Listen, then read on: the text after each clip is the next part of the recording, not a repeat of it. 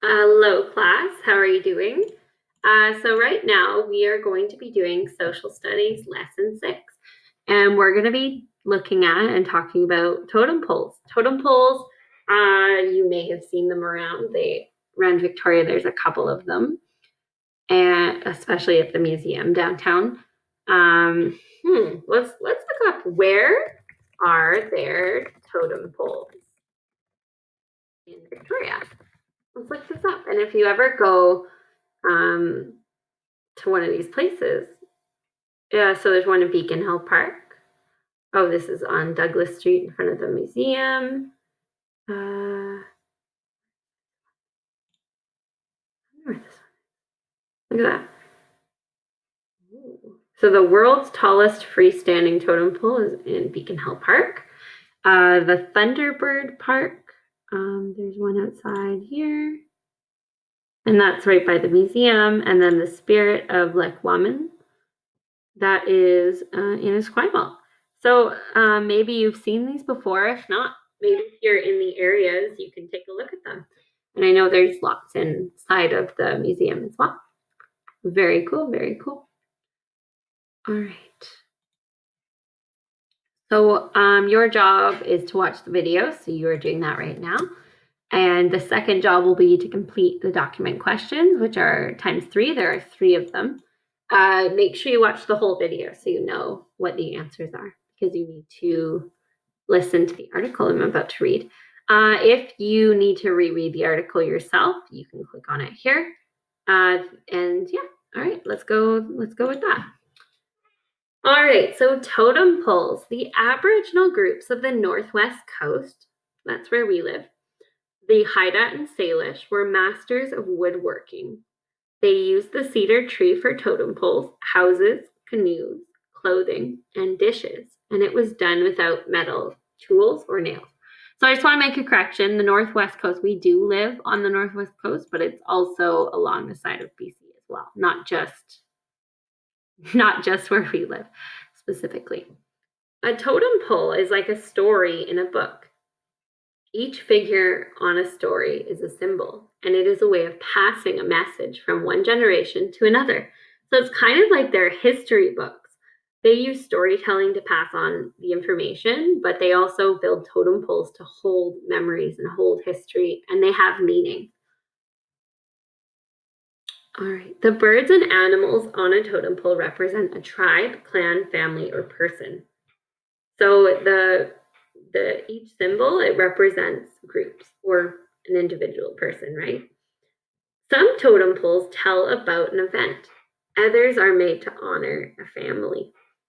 Tools such as a maul or adze were used to create totem poles, the totem poles. After they were carved and chiseled, the poles were often painted. Paint was made from bark, coal, clay, copper, berries, and shells. They couldn't just buy the paint at the store. They had to make it out of nature products, right? It's really cool. The most common colors used were black, red, blue, green, and white. Each color had a meaning.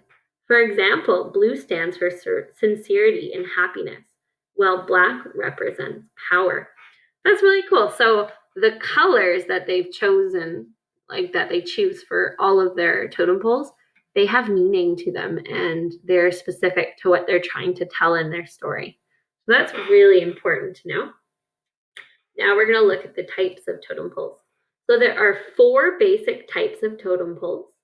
Frontal poles were built at the front of a longhouse with a large opening at the bottom, which formed the entrance to the house.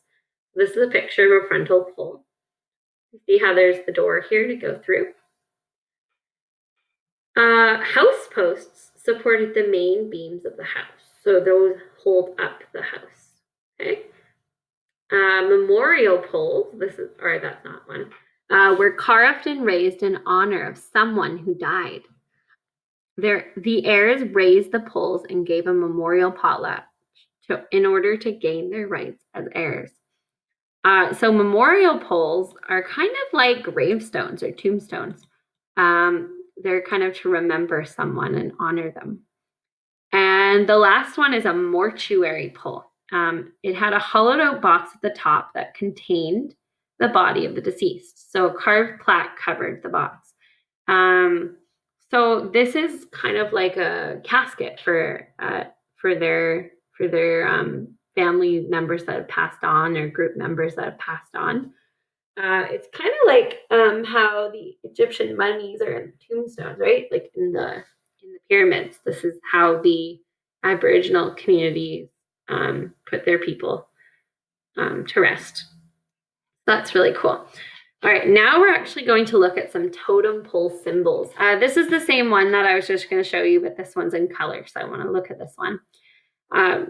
Look at the colors and remember that all the colors have specific meaning, okay? So the bear stands for power and adaptability. A caring figure who can turn human will always get revenge on you. So maybe you relate with the bear, maybe not. You can also relate with parts of the bear and not all of the parts, right? So I want you to think about which one you relate to.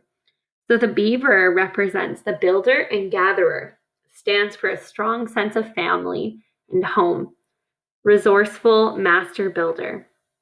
The eagle is considered the divine spirit and has a special connection to the creator.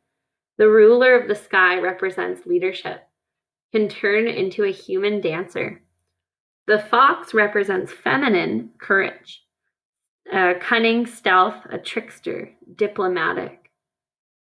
The orca symbolizes wisdom and power, can turn into a wolf, a cleanser.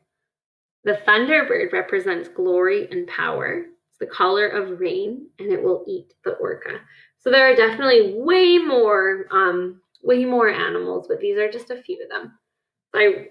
So your job now on your assignment is to think about which type of totem pole symbolizes you and why. So you're going to have 3 questions on this assignment. This is the first one. The example I did is I feel like the bear symbolizes me because I'm very caring and protective of my family. I am also adaptable because I can fit in with almost any situation. I mean, I don't get revenge on people. So I don't relate in all of the ways like the bear, but some of the ways, right? Now here, I want you to write your own sentence or sentences about 1 or 2 things that you relate to one of the symbols, or if you want to tell me about why you relate to more than one, you can do that too. All right, number 2 is your job is to look up the meaning of one of the colors used in a totem pole. So use this link, or you can use Google. So you can actually just click on it and it will take you to the website that tells you the meaning. So in our article, they actually told us about one of the meanings of the colors. They said each color has a meaning. For example, blue stands for sincerity and happiness, while black represents power. So that told us actually 2 colors and its meaning. So now you're going to actually pick either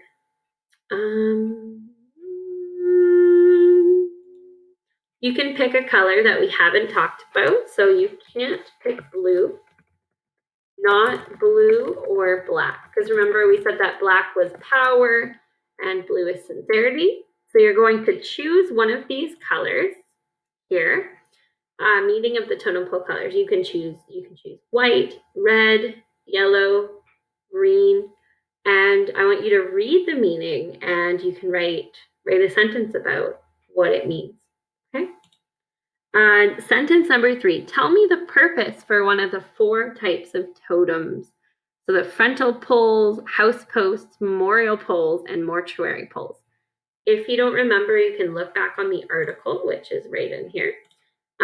So maybe you want to choose the frontal poles, and you could talk. The one I chose is the frontal poles because it's the front entrance to the longhouses, right? So that's what I would put. All right. Good luck on your assignment. If you have any questions, please let me know. I know you guys are going to do great. Good luck.